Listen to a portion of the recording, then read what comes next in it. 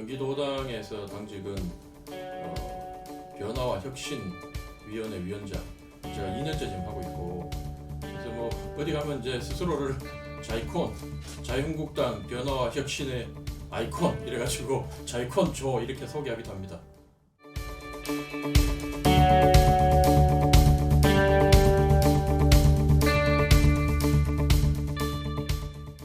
지역구 분위기는 최근 10년 기간 동안 가장 좋고요. 예, 자유한국당 입장에서는 최고 좋은데 또 우리 지역 주민들 입장에서는 최악이지요. 그러니까 삶의 질도 많이 떨어졌고, 저도 이 동네 10년 살았는데 10년 전에 정말 소개받아서 고양시 호수공원 가보고 이 중앙로를 따라서 쭉 걸으면서 봤던 이 도시의 모습은, 제가 뉴욕에서 공부를 했는데 미국의 어느 유수의 도시 못지않은 그 쾌적함과 선진적인 분위기, 또 사람들이 여유가 있었는데 요즘은 정말 뭐 아시겠지만 3기 신도시 문제 터지고 여러 가지 교통 문제 생기고 일자리 없고, 그래서 시민들은 계속 거리로 나와서 머리띠를 두르고 거착한 시민들이 거리로 나가고, 또 저희 집 사람도 서초동까지 출퇴근을 하지만 예전에는 한 2시간 정도 10년 전에는 걸렸는데 지금은 월요일 날은 4시간, 평일 날은 한 3시간 정도 걸리다 보니 길거리에서 버린 시간이 많다 보니 새벽 일찍 나가고 집에는 밤늦게 들어오고, 부부간에 대화할 시간이 없고 평일 날은. 그래서 여러모로 미래가 좀 암울하고 도시는 발전할 기미가 안 보이고 아파트는 낡아가고 어려움이 많죠. 그래서 뭔가 좀 변화가 필요하다. 그래서 기존에 이 일산이 갖고 있던 이 상황들을, 또 배경들을 좀 바꿀 필요가 있다. 일단은 뭐 제가 여기서 정치를 할 때 위원장 되고 난 데도 제일 많이 받은 질문이 너 정말 여기 살 거냐, 그 선거 떨어지고 나면 다른 데 가는 거 아니냐, 이런 말씀을 계속 하시는 거 보고 제가 참 가슴이 아팠거든요. 왜냐면 이게 강남 사는 사람 보고 너 계속 강남 살 거냐 이렇게 안 물어보잖아요. 살기 좋은 곳인데. 그러니까 주민들 가슴속에 어떤 게 있냐면, 여기는 삶의 질이 떨어지고 힘들고, 또 유명한 사람 돈 벌고 아니면 권력을 가지고 자기가 성공하고 나면 다들 이 지역을 이용하고 난 뒤에 멀리 가버리는 거 아니냐. 우리 전임 정치인들이 다 그렇게 했고, 그래서 지금 김현미 장관도 뭐 끝까지 여기서 지금 사신다고 얘기를 하는데 이제 얼굴 본 지가 좀 오래됐고요. 그러니까 그게 대해 사람들이 분노를 하는데, 저는 기본적으로 이제 말씀드리는 게 뭐 그때 그 당원 간담회 며칠 전에 할 때도 이제 질문 나온 게, 대구 경북에다 공천을 주면 고향으로 가지 않느냐. 그래서 국회의원 한 번만 하려고 마음먹으면 그렇게 가야 되겠죠. 이 교통 문제를 조금 먼저 손을 봐야 되겠다. 뭐 국회의원 한 명이 얼마나 할 수 있을지 모르지만, 뭐 예를 들어가지고 저 버스 있는 거 있잖아요. 그럼 뭐 배차라도 좀 더 늘리든지, 아니면 경의선 같은 경우에는 정차해달라고 지금 주민들이 서명운동하고 있거든요. 그게 뭐 얼마나 이 경제적인 수지 타산이 안 맞아서 그런 건지, 아니면 기술적인 문제가 있는지 잘 모르겠지만, 그런 부분들부터 국회의원이 나서서 같이 힘을 합치면 좀 해결될 것이라고 보고, 나중에 이제 GTX가 이제 지금 착공이 됐잖아요. 그래서 완공이 되고 나면 서울 접근성이 높아질 것이고, 그리고 기본적으로 또 저는 장기 플랜으로 자유로도 현재 있는 저 도로로는 한계가 있다. 앞으로 통일되고 나면 이 북쪽으로 계속 발전할 것인데, 그럼 이 자유로 말고 또 도로가 더 사용되는 게 아닌가. 그러면 여러 가지 아이디어 차원에서 옛날에 백성훈 의원도 자유로를 지화한다 그랬고, 이동환 의원도 이제 후보도 동구에 있는 위원장들을 받아가지고 그걸 얘기하는데, 처음에는 좀 황당한 얘기로 들렸지만 보니까 기술적으로 또 비용적으로 그게 황당한 얘기가 아니더라고요. 앞으로 미래에는. 그래서 그런 부분들 해결할 수 있으면 해결하고, 가장 좋은 거는 수도권 정비법, 이 일산을 둘러싸고 있는 정비법을 좀 손을 대서 여기에 산업시설을 좀 만들고, 뭐 우리 집사람도 그런 얘기를 하지만 봉급이 한 1, 2천 적어도 일산에서 이제 만약에 출퇴근할 수 있다면 그걸 택하겠다 그러거든요. 너무 힘드니까. 그 많은 주민들이 그럴 거예요. 그래서 그런 부분들을 이제 주민들하고 좀 대화를 해서 강력하게 요구를 하고 당장 할 수 있는 것과 앞으로 몇 년 안에 할 수 있는 것과 앞으로 10년 뭐 이렇게 20년 미래를 보고 멀리 보고 장기 플랜으로 세워야 될 것들을 국회의원 4년 기간이지만 그 기간 동안 좀 수립을 해야 되겠다. 이런 생각이 좀 예전에 노무현 대통령, 김대중 대통령 때 대부분 그 당시에는 경기도지사, 그다음에 고양시장 이런 거 우리가 다 가지고 왔었거든요. 그래서 좀 이렇게 저쪽에서 정부 여당에서 좀 선거에 자기들 유리한 쪽으로 하려고 하면 지방에 있는 조직을 통해서라도 이렇게 좀 싸움이 됐는데 지금은 깡그리 장악했잖아요. 삼천리 금수강산을. 그러니까 뭐 붙을 것 없이 깨져요. 지금 우리 당 지도부한테 제가 쓴소리를 계속하면 이제 극우 세력들은 저보고 조대훈이는 민주당인지 한국당인지 모르겠다. 내부 총질한다. 그런데 제가 그러면 그분들하고 오늘 아침에도 그 얘기했어요. 아니 정치인들은 정당이 왜 있느냐, 정치인이 왜 있고 선거에 나가 3표라도 더 얻어야지 이기는 거고 이긴 사람이 다 갖는 건데 선거에 나가서 지면서 그냥 자기 주장만 할 것 같으면 그 예전에 좌파 시민단체나 이런 단체에서 선거에 그냥 자기 후보 내가지고 당선 안 될 거 알면서도 자기 주장하고 뭐 이렇게 하고 뭐 대중들한테 이제 나중에 선거 이후에 그런 자기들이 얻은 표 몇 프로를 가지고 이 정권이나 지방 권력에 요구하고 자기 주장을 관철시키기 위해서 로비의 수단으로 아니면 투쟁의 수단으로 이렇게 썼는데 자유한국당은 그렇지 않잖아요. 그러면 어쨌든 자유한국당 집권을 해야 되는데 현재 입장에서는 작은 쪽에서 또 분열까지 돼 있어요. 그러면 단합을 하지 않고는 도무지 총선 이길 길이 없다. 수도권 122석 중에 지금 제가 봤을 때 냉정히 표를 까면 한 10개 이기겠나? 10개도 힘들 것 같아요.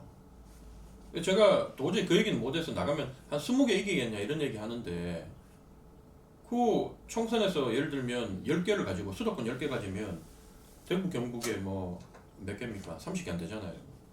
부산 경남도 다는 못 갖고 올 거고 한 70% 가져왔다 쳐도 그러니까 우리 당이 이제 나오는 게 80석 얘기가 나오는 거예요. 80석 가지고 뭘 합니까? 기본적으로 황교안 대표가 120석을 못 얻으면 이 정치를 할 수 없다. 대권 후보가는 고사하고 그냥 좀 다음 기회를 노리는 게 아니라 그건 집에 가셔야 된다. 왜냐하면 120석이 왜 중요하냐면 300석 중에 제1야당이 독자적으로 개헌을 막을 수 있는 개헌 저지선이 그 3분의 2거든요. 이제 180석이 있으면 개헌이 가능하기 때문에 야당의 도움을 받지 않고도. 그러니까 120석은 가지고 있어야 된다. 현재 야당 구실 제대로 하는 게 우리 자유한국당밖에 없다. 나머지 당은 다 제가 어디 가서 이제 방송 나가서도 정청래 의원한테 놀리면서 얘기했는데 우리 보고 뭐 자유 뭐 민주당 하라 그러던가 일본 비슷하게 이제 흉내 내가지고 놀리기에 그래서 제가 그랬어요. 그럼 그쪽은 민주정의당 하라고. 민정당. 민주당하고 정의당이 옛날에 민주당 전두환 민정당 하는 거나 똑같다 요즘 보면. 그래서 제가 놀려 먹었거든요. 되게 그분들한테 모욕적인 얘기죠. 독재 정부 때 피해받고 투쟁하고 가신 분들, 감옥 가고 가신 분들은 모욕적인데 당신들이 지금은 이미 시대가 변해가지고 몇십 년 지나가지고 자기들이 모든 권력을 다 쥐고 있는데도 아직까지 야당할 때 그 프레임 가지고 그런 생각으로 뭐 한일전이다든지 내년 총선은 우리 보고 뭐 자민당이다 그러고 이런 거 버리면 토착하고 그러면 우리도 같이 놀려 먹어야지 어떻게 하겠어요. 그래서 이런 거를 막으려면 어쨌든 단일화는 필수다. 그리고 보수 대통합 필수고 그 보수 대통합을 하려면 여기서 더 중요한 거는 이 소위 말해서 중도에 있는 정당 안철수, 유승민 정당과 조원진, 홍문종 정당은 우리는 중간에서 뭐 양쪽 다 안을 수 있을 것 같은데 이 두 당이 같은 하늘을 못 보겠다는 거예요. 그럼 우리가 뭘 택해야 되느냐. 황교안 대표는 아직까지 그래도 포기하지 않으려고 양쪽 다 단계적으로 1차적으로 중도에 있는 정당 더 큰 세력을 끌어안고 그 다음 마지막으로 저 오른쪽에 있는 당 소수당도 안겠다고 얘기하는데 그게 이제 불가능한 상황이라면 그 어떻게 해야 됩니까? 그러면 정치는 결국 선택과 집중을 해야 되거든요. 그래서 제가 지속적으로 얘기한 게 이 왼쪽과의 저 중도와의 통합을 위해서 빨리 오른쪽은 절연한다. 이 조직, 이 세력과는 선을 꺼야 된다. 이걸 빨리 요구했던 거예요, 당에. 그러니까 당내에 있던 친박들이나 이런 사람들은 저를 갖다가 내부 총질자, 뭐 간첩 이런 얘기, 뭐 민주당 가라 이렇게 얘기했던 건데 결국 제가 몇 달 전에 주장했던 내용들이 그대로 단계를 밟고 지금 가고 있다. 그러니까 저를 못 자르는 거예요, 지금. 그래서 그런 상황입니다. 그 제 좌우명을 페이스북에 적어놨는데 그 뭐 목에 칼이 들어와도 바른 말을 하고 갈로체가 어머니 이래놓고 제가 그다음에 아무리 배가 고파도 신의를 팔지는 말자 아버지 이랬는데 이제 두 내용이 다 우리 부모님한테 제가 뭔가 잘못했을 때 매맞으면서 아버지가 요건 좌우명이야 어머니가 요건 네 좌우명이야 이렇게 가르치신 게 아니라 제가 한번 잘못했을 때 어머니가 같이 막 매를 때는 울면서 거짓말하면 안 된다. 남자는 목에 칼이 돌아도 바른 말 해야 된다. 정직하게 살아야 된다. 이렇게 가르쳐 주셨던 거. 그다음에 신이 문제다. 부친이 어리가 밥 먹여주냐 하는데 밥을 먹여준다. 그 어리가 내하고 주변에 있는 내 개인적인 그 무리 집단에 대한 의리가 아니라 그것도 중요하죠. 더 큰 그 단계로 올라갔을 때는 결국 국가와의 의리, 국민과의 의리, 뭐 이런 그게 국가관 사생관하고도 연결되는데 그래서 제가 정치를 하면서 적어도 국민들이 바라봤을 때 제가 그 저기 대전 연설 때 우리 전당대회 때 김진태 데리고 나가라고 얘기하면서 그런 말 했잖아요. 제가 적어도 우리 국민들이 바라봤을 때 저 당에 정신 똑바로 박혀놓은 한 놈은 있구나 이렇게 생각할 수 있도록 내가 열심히 하겠다. 그래서 적어도 국민들이 바라봤을 때 상식적인 인물 또 우리하고 말이 좀 통하는 친구 뭐 이런 정치인 그리고 얘기를 해보면 뜻이 다르면 어쨌든 뜻이 다르다고 무시하지 않고 무시받지 않고 그래도 들어주고 설득하려고 하고 결정은 나중에 힘 있는 지가 하겠지만 그래도 우리들 얘기 듣고 하는 뭐 그런 정치인 저는 그런 정치인 좀 돼보고 싶습니다. 사실 저를 도와주기 위해서 지금 스태프들이 많이 붙어 있는데 제가 여의도 바닥에서 참 15년 뭐 여기 지역에 이제 당협위원장 될 때까지가 13년 총 입문한 지가 15년 됐는데 10년 이상 어려운 길을 겪으면서 진짜 제가 전당대회 때 되겠지만 고시원 또 병짜리 고시원 생활하면서 또 국회에서 무급 보좌진 하면서 한 달에 30만 원 받아가면서 이렇게 일을 하고 어려운 시간을 보내면서도 꿈을 포기하지 않고 오는 걸 보고 처음에는 저를 많이 비난했던 그 여의도에 있는 현실을 좀 알아라 이렇게 얘기했던 그 여의도 보좌진들 스태프들이 나중에는 제가 당협위원장 9대1 뚫고 그 쟁쟁한 국회의원들 다 뚫고 됐을 때 집에 가서 자기 부인하고 울었다는 친구도 있어요. 대원이 형은 안 될 줄 알았는데 결국 되는 모습 보고 대리 만족을 느끼고 사실 우리 당은 그만큼 돈 없고 빽 없고 뭐 이런 사람들은 줄 안 서고 이러면 되게 힘들거든요. 근데 저는 그 과정을 거치고 이래 왔고 그래서 현재 이 지역에서도 내가 단순히 뭐 여기서 국회의원 하려고 갑자기 뚝 떨어져 가지고 지역구를 돌고 뭐 명함을 뿌리면서 시작한 게 아니라 10년 전에 2010년 4월 달에 저는 먼저 이 일산에 왔고 그다음에 우리 가족들이 다 2010년 5월 달에 다 미국에서 귀국하면서 정착을 한 것이고 처음에는 일산에서 정착할 생각이 없었어요. 제가 여기는 너무 어려운 지역이라 그러고 호남 사람도 많고 근데 이제 전임 시장이었던 강혜석 시장님이 나보고 이제 얘기 묻기를 돈 있냐 그렇게 돈 없습니다 그랬더니만 또 그러면 정치 안 하나 그래서 정치 경상도 고향 가서 해야지요 이렇게 얘기했더니만 이제 강 시장님이 경상도는 돈 없으면 정치 못해 근데 일산은 가능해 일산은 주민들 자체가 밥 사달라고 정치인한테 얘기하지 않고 커피를 마셔도 커피를 사주지 커피를 얻어마시지 않는다 여기는. 그래서 또 젊은 분들이 많고 또 학력을 되게 좀 강조하고 그러니까 조전 씨 같은 경우에는 미국에서 오래 있으면서 공부도 했고 그러니까 여기서 잘만 하면 경상도보다는 훨씬 가능성이 높을 거다 뭐 이렇게 말씀을 하셨는데 사실 이제 지역 정치판에 제가 깊숙이 해야 되겠다 결심하게 된 거는 강 시장님하고 2014년도 지방선거 때 고양시장 선거 캠프를 뛰면서 고양시가 문제가 너무 많은 거예요 이게. 그리고 내가 봤을 때는 비리 의혹 같은 것도 너무 많아요. 근데 그걸 싸우려고 하는데 뭐 죄송 말씀이지만 언론부터 시작해서 시민단체 뭐 각종 유관단체 체육단체까지 전부 다 저쪽에서 저를 비난하더라고요. 그래서 아니 내가 눈 10%에 들고 있는데 이 잘못된 걸 자료를 다 읽었는데 이걸 어떻게 그냥 듣고 가느냐.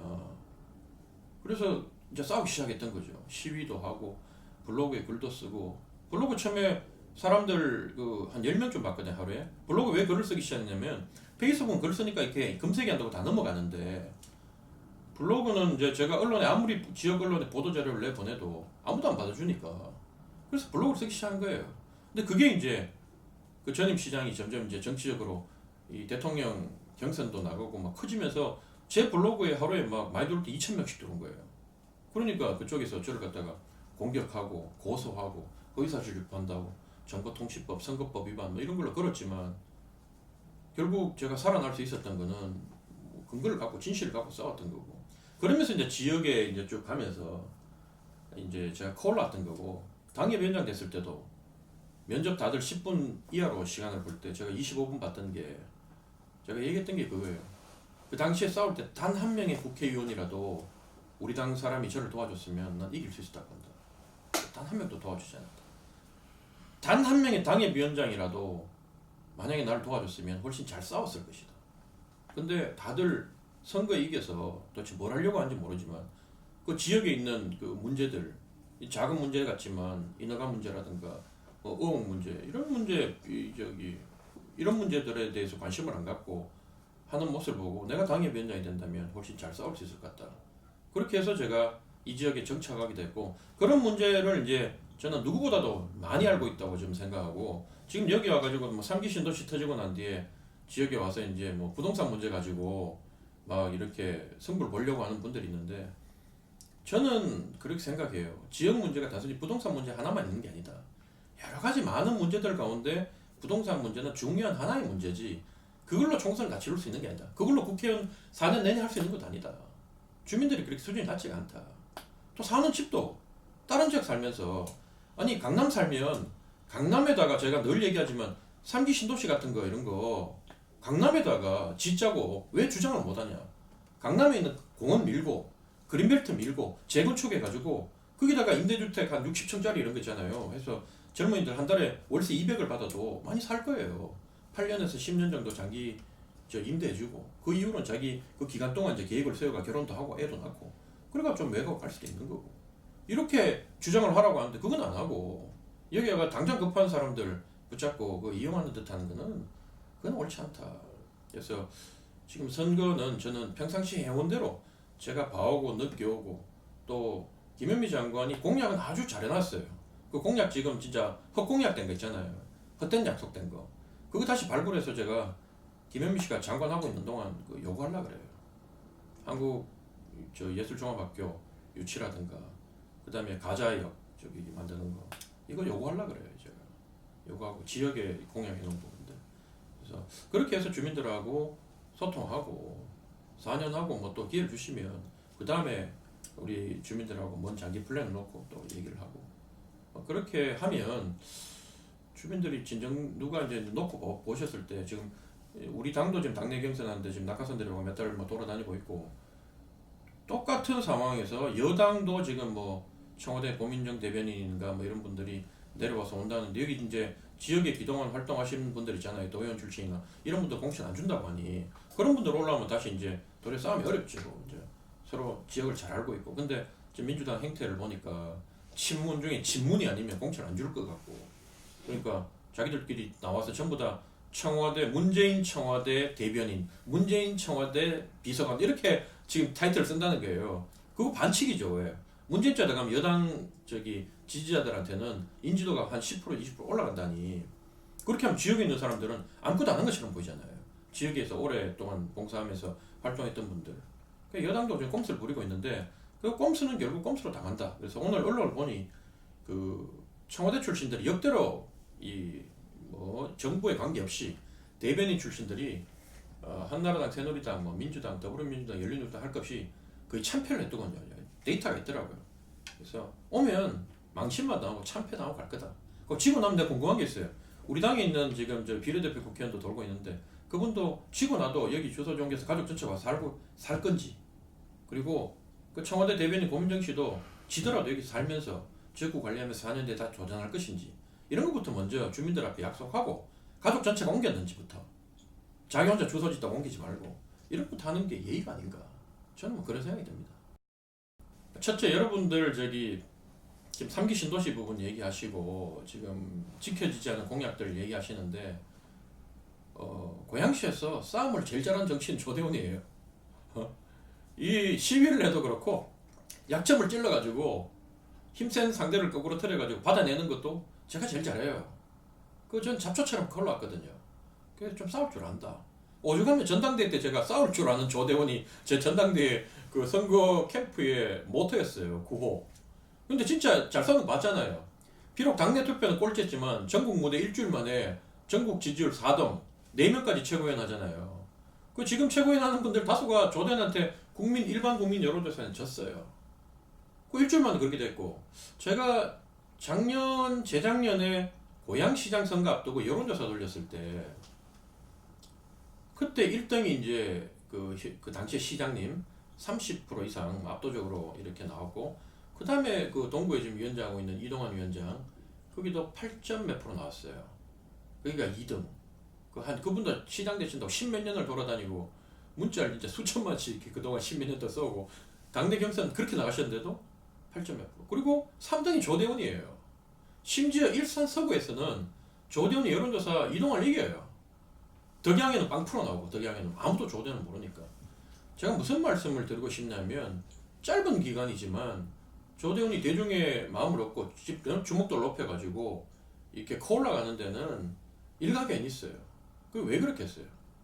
그 이유는 저는 제 진정성, 진심이 사람들한테 전달되고, 또 그 시대에 가장 필요한, 그 지역이면 지역, 당이면 당, 나라면 나라, 그 시대 정신과 민심을 읽는 그 탁월한 기술을, 눈을 가지도록 어려운 생활을 하면서 제가 훈련을 많이 해왔다. 그래서 그런 것들이 있기 때문에 대중 정치는 콜라온 겁니다. 그래서 일단은 뭐 늘 얘기하시지만 우리 지역 주민들도 왜 힘 있는 정치인을 원합니까? 힘 있는 정치인이 있으면 300분의 1, 국회의원 300명 중에 1명 같으면 각 지역마다 전부 다 경쟁해가 자기 지역 좋은 거 갖고 오려는데 잘 안 되잖아요.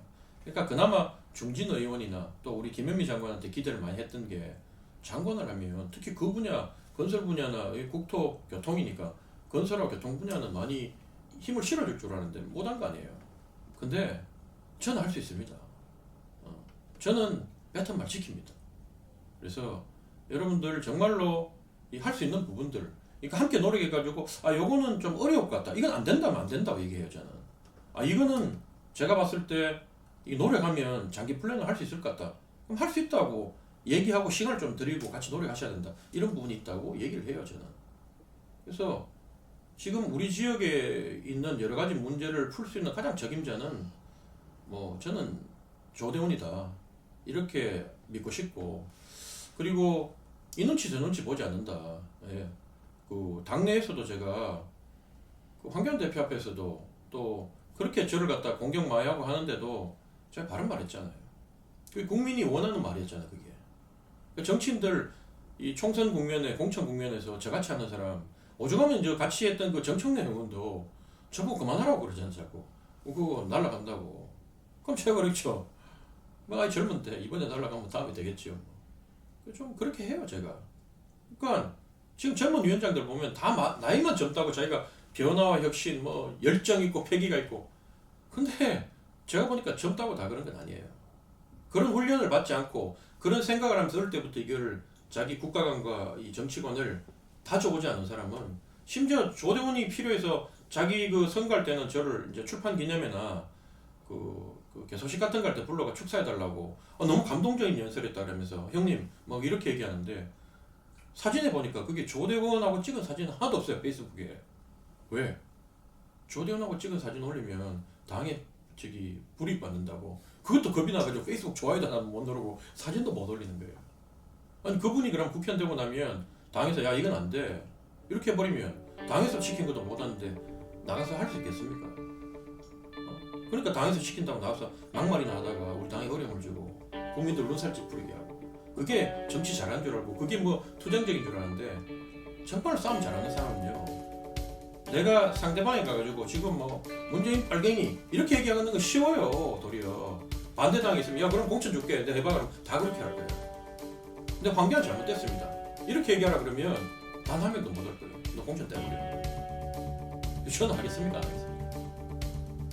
여러분 그 차이가 결국 정치인의 능력과 힘의 차이가 아닌가, 저는 그런 생각이 듭니다.